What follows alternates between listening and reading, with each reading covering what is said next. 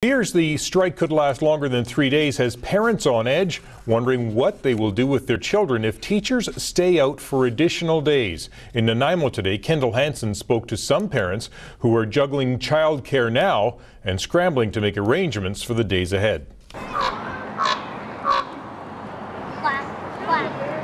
Elijah and his mom Natalie Christensen are spending a lot more time together this week. The freelance graphic designer is having to shift some of her work around because of the teacher's strike that's left her son at home.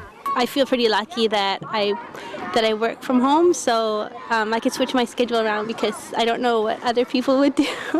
I think it must be pretty tough on other folks. All right, so who's this? Mike Smith also feels fortunate. He's got time off work right now, but knows finding childcare at a reasonable cost is difficult. Not as much for us. My sister, I'm looking after her kids right now, and she lives on the mainland, so they came over this weekend to be with us as the strike goes on. Some parents are leaving their kids in the City of Nanaimo program during the strike. $35 buys 8.5 hours of care. Remarkably, the program's 20 spots have not filled up.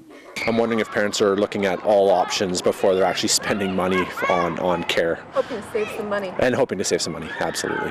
And the cost of childcare could be a growing concern for parents as the teachers plan for potentially more strike action for either later this week or an extra day in coming weeks. It's a real possibility that parents would rather avoid.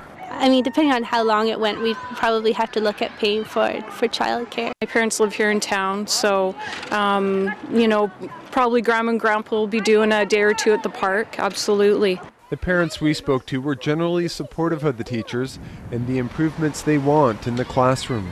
My view is that, go on strike and fight for what you need, and a lot of stuff they're fighting for our kids, right? So, in the end, I think we have to support teachers, and I mean, that's a benefit to all of us to have our kids in a learning environment that's fair for everyone.